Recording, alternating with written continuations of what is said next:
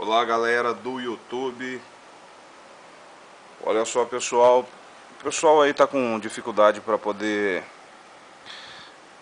ter uma qualidade melhor de som aí no seu notebook.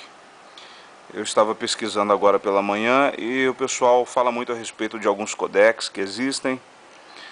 E na verdade pessoal, eu vi grande parte de comentários aí, o pessoal resolve esse tipo de problema com essas caixinhas de som, home theater e assim por diante. Porque os codecs, na verdade, eles não vão resolver o problema da questão do quanto você pode aumentar o som no seu notebook, no seu computador e assim por diante, tá? Então, de uma maneira bem simples, eu estava procurando alguma coisa para poder resolver também esse tipo de questão e acabei resolvendo o problema da seguinte maneira. Eu vou mostrar aqui para vocês. Só vou colocar uma música aqui, qualquer música. Acho que já tem alguma coisa no YouTube. Já tem alguma coisa aqui. Eu resolvi o problema do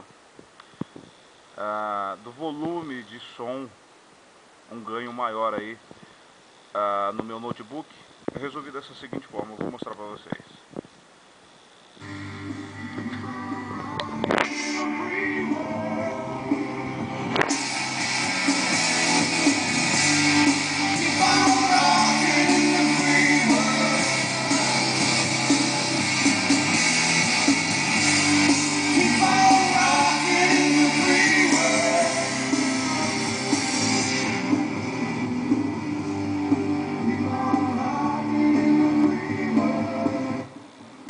Beleza galera, é assim que se resolve essa questão aí se você quer um pouquinho mais de volume de som no seu notebook, faça como eu.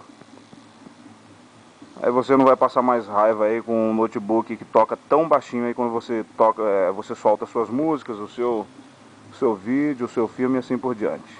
Um abraço, até mais.